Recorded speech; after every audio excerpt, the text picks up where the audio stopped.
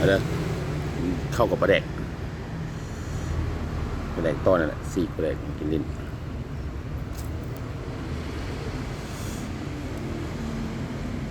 ใช่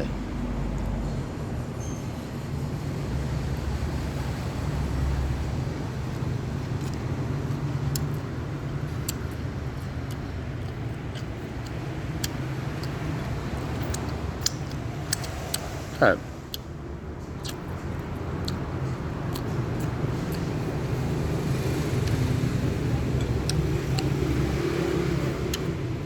ทั้งวันอย่างไรด้วยเว้ย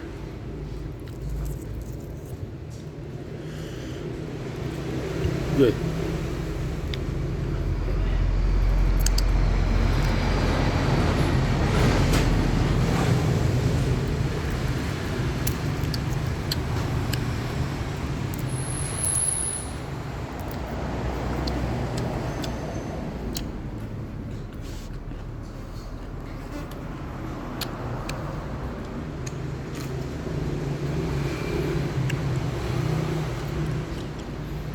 จำเป็นกินอย่างก็ได้หมด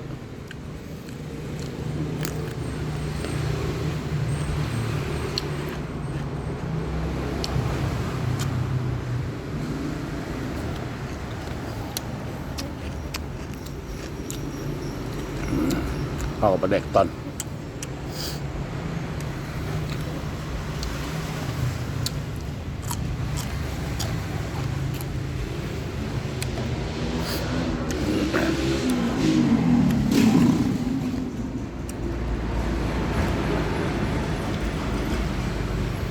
แดกแซ่บ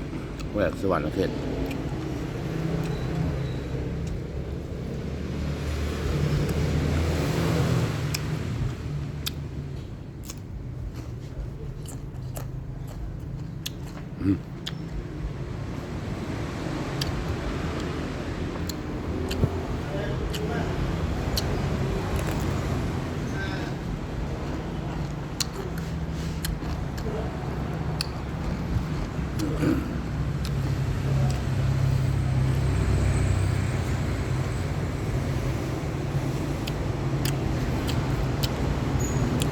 ใครเคยกินบ่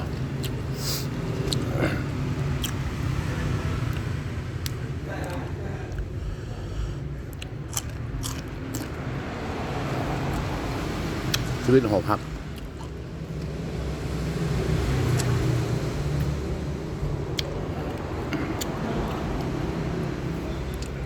ปลาแดก